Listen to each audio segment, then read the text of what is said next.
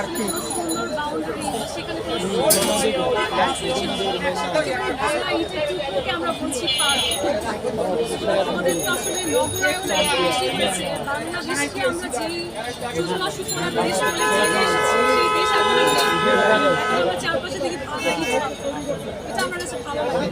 তখন আসলে এমপি হতে পারে আমি একটু খেয়াল করবো যে কেমন করে নগরায়ণের জায়গায় আসলে সহজ করা যায় শহরটাকে, যাতে আমরা একটু স্বস্তিতে নিঃশ্বাস নিতে পারি, পার্কে বসে একটু রিল্যাক্স ফিল করতে পারি, একটু স্নিগ্ধ অনুভূতি পাই। আরেকটা জিনিস যেটা আমার খারাপ লাগে, একদিকে যখন আমরা উঁচু দালান বানাচ্ছি সেই একই জায়গায় আমি দেখি এখনো সেই পার্কের মধ্যে একেবারে হচ্ছে এই ইট সিমেন্টের উপরে মানুষ ঘুমিয়ে আছে।